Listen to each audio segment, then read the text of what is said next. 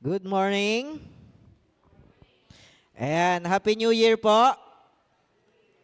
Ayan po, purihin po yung Panginoon at sa pagsisimula ng taon na ito, ayan, patuloy tayong nasa Panginoon. So, salamat po sa nag-special number at pang, pang New Year talaga yung special number, the best is yet to come, po. And remember, sabi nga natin, kung yung mga bagay, kung ang gusto natin yung best, sabi nga natin, kung gusto natin yung pinakamataas na mga bagay na marating, mayroong ring kaakibat to na sakripisyo o kaya naman naggawa. Sabi nga natin, the greater the price, the greater the sacrifice. Ibig sabihin, meron talagang sakripisyo. Kagaya ng ating Panginoong Jesucristo, ang ating Panginoon, nung meron siyang gustong gawin, at isang napakalaking bagay yung gusto niyang gawin, nung magsimula ang tao ay magkaroon ng kasalanan. Sabi nga natin, nung unay ginawa ng Panginoon ng tao, at hindi likas sa kanya ang kasalanan, ngunit siya ay nakakilala sa masama at mabuti at naging likas sa kanya ang pagkakaroon ng kasalanan, o pagiging makasalanan ng isang tao. So kaya sabi po dito for this year, sabi po natin, or for this month, ang pinaka-topic po natin is new in Christ. Kasi Happy New Year, kaya new in Christ. Sabi ito, Christ make us new. So, sa bawat isa po sa atin, sabi dito, ito yung paalala sa bawat isa po sa atin na kung gusto natin ng malaking aabutin talaga this year, kailangan talaga natin ng mas more effort, mas more sacrifice, 'di ba? 'Yun yung kung gusto mo ng isang bagay na maganda talaga, 'di ba? Kailangan talagang binibigyan natin ng mas malaking pagod. Yung Panginoon nga ito yung gusto niyang gawin Gusto niya tayong magkaroon ng maganda at bagong relasyon sa ating amang nasa langit at kasamahin dun tayo sa langit na bayan. At hindi maliit na task ito at hindi maliit na kagustuhan lamang to sapagkat nakapakaraming tao sa mundo. At hindi lahat ng taong naniniwala sa Diyos, iisa ang gustong gawin para sa Diyos. Tama po? Ano pa nga lang sa isang church pa nga lang, minsan, iba-iba na. Mayroong gustong gawin ng ganito, yung iba, ayaw. O, diba? Kaya sabi sa atin, ano yung gustong gawin sa Panginoon sa atin? This is number one, sabi nga natin, new in Christ is baguhin yung ating buhay at yung sistema kung paano tayo namumuhay dito sa mundong ito. So paano binago ng ating Panginoon yung buhay na ito? Malamang yung bawat isa sa atin halos alam na ito. So paalalahanan lang natin ulit ang ating sarili.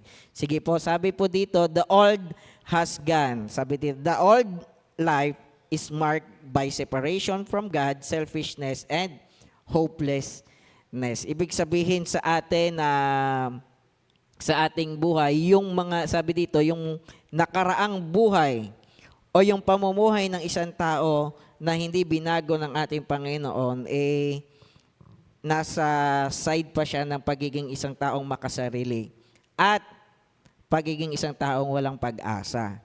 Pero kapag ikaw ay nasa Panginoon na at nasa sayo pa rin yung selfishness and hopelessness, now, tanungin mo yung sarili mo, nagpabago ka ba sa Panginoon? Di ba? Kasi ang Panginoon kaya kang baguhin, pero ikaw, hinahayaan mo ba ang Panginoon baguhin ka? Minsan kasi ang tao gustong magpabago pero resistant. No? Kapag mayroong gustong i-correct, ayaw. Kaya sabi dito, ito yung pinaka sa atin, sabi ng Panginoon, gusto niyang baguhin o binago niya, binigyan niya ng pagkakataon ng tao na magkaroon ng bagong buhay. Sige po, in Ephesians chapter 2, verse 1 hanggang verse 3, Ito po yung ating mababasa. So, we are once dead in our sins, following the ways of the world. Ito yung sinasabi ng Panginoon na naging likas sa mga tao ang pagkakaroon ng kasalanan at ang mga buhay na may sariling pananaw. Sabi nga, di ba, hopelessness and selfishness lang naman yung ginagawa natin eh. Kasi nga, siyempre tayo, gusto nating gawin yung sarili nating gusto. Kahit hindi na tama para sa mga taong nakapaligid sa atin at higit sa lahat sa ating Panginoon. Sabi dito, noong unay patay kayo dahil sa inyong mga pagsuway at mga kasalanan. Sinusunod ninyo noon ang masamang takbo ng mundong ito. At napapailalim kayo sa pinuno ng mga kapangyarihan sa himpapawid at sa espiritong nagahari sa mga taong ayaw pasakop sa Diyos. Kaya nga maraming nagsasabi kapag maraming bawal sa isang iglesia, ayoko na dito. Maraming bawal. Masyadong excessive yung kanilang pananampalataya. Dapat lahat tama yung ginagawa mo. Bakit? Dapat ba konti lang yung tama? Hindi naman natin sinasabing perfect. Pero sabi dito, huwag ka nang magpaalipin sa kasalanan. Sabi dito, nung unay patay kayo dahil sa inyong mga pagsuway, pagsuway. Ibig sabihin nito, yung pagsuway kasi, hindi, alam mo yung mali, pero ginagawa mo pa rin. Yung nagkasala ka, hindi mo alam yung mali, pero nagawa mo, kaya nagkasala ka. Kuha natin punto. Kaya kasi sinabi dito, pagsuway at mga kasalanan. Sinunod ninyo noon ang masamang takbo ng mundong ito. So meaning to say, ng masamang takbo ng mundong ito, hindi naman sinasabing masama ang mundong ito, pero yung namamayagpag o nagiging takbo ng mundo natin, puro nagiging kasamaan na. Verse 3, sabi dito, sige po, verse 3, ang totoo tayong lahat ay dati ring namumuhay ayon sa pagnanasa ng ating laman at sumusunod sa mga hilig ng katawan at pag-iisip, kaya't sa ating likas na kalagayan, kabilang tayo sa mga taong kinapupuotan ng Diyos. Ito yung kalalagayan na sinasabing old self. Now, ang pinakatanong sa bawat isa sa atin, ganito pa rin ba tayo mamuhay? If you are in Christ, Christ make you new. Sabi nga natin, ito pa rin ba? Sariling nasa pa rin. Sarili pa rin gusto. Hindi pa rin pinapakinggan yung kalooban ng Panginoon. Kanya-kanya pa rin. Alam mo, ang nakakalungkot sa Kristiyano, kahit isang taon na nakikinig ng Word of God, namimili pa rin kung ano yung gusto niyang i-apply sa buhay niya. Kaya ang nangyayari, dumarating pa rin doon sa sariling kagustuhan. Sabi nga po natin, kung ikaw ay binago ng Panginoon, huwag kang mamuhay sa mga dati mong pamumuhay. Sabi nga dito the old life leads to spiritual death and eternal separation from God. Ito yung dating pamumuhay ng tao. At sabi ng Panginoon, ito yung gusto niyang baguhin sa atin. Kaya nga sabi nga it is separation from God. Yung ating spiritual. No? So kaya sabi niya, the old life leads to spiritual death. Bakit? Yung kasalanan. Ano po?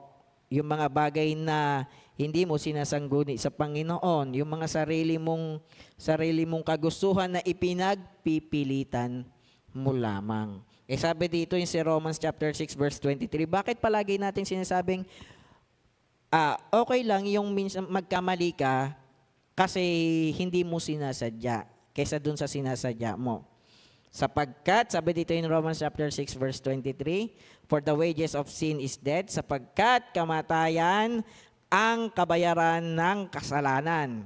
Ngunit walang bayad na kaloob ng Diyos ang buhay na walang hanggan sa pamamagitan ni Kristo Jesus na ating Panginoon. O, kita natin. O, di ba? So meaning to say sa atin, sa bawat isa sa atin, ipinapakita dito ng ating Bible verse yung pagkakaroon ng cause ng ating kasalanan. Ano po 'yon? O yung magiging kabayaran, yung kamatayan o spiritual death and separation from God. Ay napakasimpleng mga bagay. Pero sabi nga natin minsan ng tao, napakakulit. 'Di ba? Alam na yung mali, ginagawa pa. Yun yung ibig sabihin ng pagsuway. Kaya tignan natin, i-define natin yung ating sarili kung ikaw ay nagkasala o nagkamali lamang o ikaw ay sumusuway sa Panginoon. So, define natin yung bagay na ginagawa natin. Kung ikaw nasa old self ka pa ngayon, hanggang ngayon, at ikaw alam mo yung tama, pero hindi mo ginagawa, ibig sabihin, sumusuway ka sa Panginoon. At hindi mo pwedeng gamitin excuse yung, sorry, kasi nagkamali. No? So, hindi ka nagkamali. Sinadya mong sumuway sa Panginoon. Di ba? Ang mga taong sumusuway at yung mga taong patuloy na nagkakasala, yun yung mga taong namumuhay sa kanila pang dating pamumuhay. O old self pa daw yun. Ay new year na ngayon. Sabi nga natin, ang pagbabago ay hindi nagsisimula sa kapitbahay mo. Ang pagbabago nagsisimula sa iyo. Una, sa pagdidesisyon mo, sunod doon sa mga bagay na ginagawa mo. 'Di ba? Kaya sabi sa atin, kailangan makita doon, no? Sa pamumuhay natin nakikita na tayo binago na ng ating Panginoon. Kaya sabi dito, sabi dito, Jesus' death and resurrection make new life possible by offering us righteousness and peace with God. Ito yung the new has come. Yung pagkamatay ng ating Panginoon at sa Kanya muling pagkabuhay, binigyan tayo ng pagkakataon para magkaroon ng bagong buhay at bagong pag-asa. Ibig sabihin dito, remember, possible o possibility na tayo maging righteous o gumawa ng kabutihan at magkaroon ng kapayapaan sa ating Panginoon. So meaning to say, ikaw pa rin mismo. Ino-offer lang to ng ating Panginoon. No? Tayo pa rin yung bagay na yon. Kaya minsan ng tao sabi, tumanggap naman na ako sa Panginoon. May Panginoon naman ako. Sumasamba naman na ako. Bakit ganito? Parang hindi pa rin nagbabago ang buhay ko. Sabi dito, ibinigay sa iyo ng Panginoon yung possibility na gumawa ng mabuti. Pero ang ginagawa mo pa rin, yung masama. Tapos aasahan mo, magkakaroon ka ng bagong buhay. Pansin natin ganito, no? Yung gusto mo mayroong pagbabago pero same pa rin yung routine na ginagawa mo. Halimbawa na lang, so tuwing New Year, ang ginagawa, sabi natin, magpapapayat pero hindi ka naman nagbabago ng diet form mo, gusto mo, nakahiga pa rin. Hindi ka naman nag-exercise, pero gusto mo, may improvement. Hindi ka nagbabawas ng kinain, pero gusto mo, may improvement. Anong gusto mong gawin? No? Gusto mong may mangyari, pero wala ka namang binabago sa sarili mo. 'Di ba? Kailangan mayroon. Sabi dito in 2 Corinthians chapter 5 verse 17, the new creation has come. Kaya't kung nakipag-isa ka na kay Kristo ang isang tao, ay isa na siyang bagong nilalang. Wala na ang dati niyang pagkatao, sa halip ito'y napapalitan ng bago. And in verse 21, God made him who had no sin to be sin for us, so that in him we might become the righteousness of God. So verse 21, ito yung sabi, hindi nagkasala si Kristo, ngunit alang-alang sa atin siya ay itinuring na makasalanan upang sa pakikipag-isa natin sa Kanya ay maging matuwid tayo sa harapan ng Diyos. So meaning to say, ito wala sa mga bagay na pinaggagawa natin kaya tayo'y naging matuwid sa harapan ng Diyos, kundi sa pakikipag-isa natin sa ating Panginoong Jesucristo, Doon yung bagay, nagkaroon tayo ng karapatan na lumapit sa Panginoon ng harapan at pagkatapos nito, magkaroon ng buhay ng mayroong kaaya-aya sa Panginoon. No? Kaya sabi sa atin, ano ba yung bagay na gusto mong gawin? Ano ba yung mga bagay na sabi nga natin na gusto mong ipagpatuloy this proceeding coming, kasi tapos na tayong magtatalon tsaka magsisigaw ng January 1. This proceeding ng ating 2025, di ba? Sana makita natin yung pamumuhay mo ay nasa Panginoon na. At kung gusto mo yung buhay mo ay nasa Panginoon, makipagkaisa ka sa Panginoon. Sabi nga natin, hindi sapat na namumuhay ka ng walang titatapakang ibang tao. Kailangan mayroong Panginoon sa buhay mo. Yun yung pinaka natin dito. Kaya nga sinabi dito, Christ makes us new. Ano po?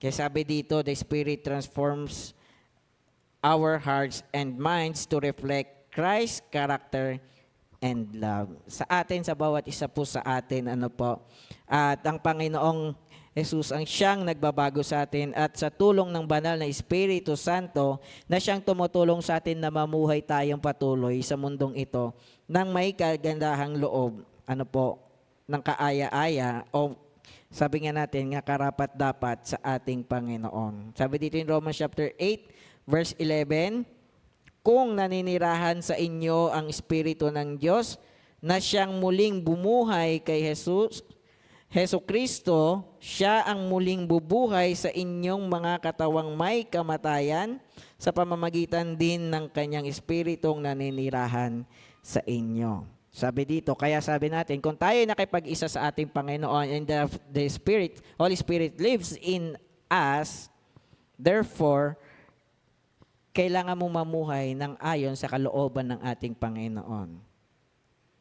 Sabi nga natin, sa bawat araw ng buhay mo, may pagkakataon ka na gawin kung ano yung kalooban ng ating Panginoon at gawin kung ano yung bagay na itinanggap mo sa ating Panginoon. Ano ba yung tinanggap natin sa ating Panginoon nung tayo'y tumanggap sa Kanya? Yung banal na Espiritu at yung bagong buhay na isa sa pamuhay natin nang ayon sa Kanyang banal na kalooban. So, ibig sabihin, kapag tayo ay binago na ng Panginoon, ipinapakita dapat natin to sa ating mga buhay, hindi lang doon sa ating pag-church. Hindi mo mapapakitang ikay binago ng Diyos kapag lagi ka lang nag-church. Tapos hindi ka naman nakikitaan na magandang katangian doon sa mga taong nakapaligid sa iyo. So remember, at lagi nating pinapaalala sa bawat isa sa atin, dapat makita tayo yung mga taong binago na ng Panginoon. Ano po? Kasi yung Panginoon, inalis niya na yung dati mong katauhan. So tayo, wag naman na nating balikan. Wag tayong maging makulit. Parang parang this year o last year, wag mo nang ibalik yung last year. Lumipas na nga 2025 na nga 'Di ba? So, ibig sabihin, wala nang ibang daan, kundi yung mga daan na nasa harapan mo na lang. So, moving forward na. Kaya po sabi sa conclusion po natin for this morning, and the moment we are in Christ, we are fundamentally transformed. Our identity is no longer defined by our past mistakes, but by who we are in Christ. Ito dapat yung makita. Sa bawat isa sa atin. Dapat makitang transformed ka na at dapat, sabi nga natin, ma-identify ka nila at ma-define nilang ikaw ay nasa Panginoon na. So, ibig sabihin talaga, ang mga taong binago ng Panginoon, may pagbabago dun sa mga bagay na ginagawa niya. Sabi nga natin, mayroon ka talagang aalisin, mayroon kang tatanggalin, mayroon kang isasakripisyo para maabot yung bagay na gusto mo. Di ba? Di ganun din sa ating pabuhay pananampalataya. 'di ba? Kung gusto mo makaabot hanggang langit at magkaroon ng buhay na nasa Panginoon at buhay na binago ng Panginoon, aalisin mo yung dating pamumuhay. Hindi siya pwedeng magsama. Hindi pwedeng alternate. This week, Kristiyano ka. Next week, hindi ka na Kristiyano. O, diba? Sabi nga natin, yung iba na-offend kapag sinabing matagal nang hindi nag-church, tapos binating, uy, nabuhay ka, buhay ka pa pala. Ganon. Di ka kasi nagpaparamdam. Tapos parang kasalanan pa ng nagbiro na nagulat silang existing ka pa pala sa mundo, hindi ka naman nagpaparamdam. Parang sila pang may kasalanan na on and off ka sa pananampalataya mo. Di ba? Pero hindi natin sinasabing yung bagay na yun tama na biruin mo lang gano'n. Pero minsan rin talaga, tayo rin may kasalanan, no? Sa mga bagay na ginagawa o nangyayari sa atin. Ano po? Kaya sana nga po mga kapatid, makita po sa atin, sa ating buhay at sa pagpapatuloy ng ating buhay. Ano po, this 2025, ano po, nang tayo'y namubuhay ng binago na ng ating Panginoon. At sana makita 'yon, no? Hindi lang every event of church, hindi lang tuwing Sunday, at hindi lang tuwing gusto lang natin. Ano po? So dapat bawat araw ng ating buhay. Tayo po'y manalangin. O aming Diyos na makapangyarihan sa lahat, Lord, salamat po sa pagkakataon na ito na binigay niyo po sa amin. Nawa nga po, Panginoon, turuan niyo kami patuloy na makita sa aming buhay na kami mga taong binago niyo, Panginoon. At nawa ang iyong sakripisyo para sa amin, hindi namin makita, Panginoon, na ito'y baliwala lamang. At makpakita namin ang pagpapahalaga sa mga bagay na inyong ginawa para sa amin sa pamamagitan ng aming mga ginagawa, Panginoon. O Panginoon, sa pagpapatuloy ng aming gawain, kayo lamang po ang aming mapapurihan at nawa, kayo lamang po nawa ang aming mapasalamatan. Ito lamang po yung aming panalangin sa dakila't makapangyarihang pangalan ng aming Panginoong Hesus. Amen.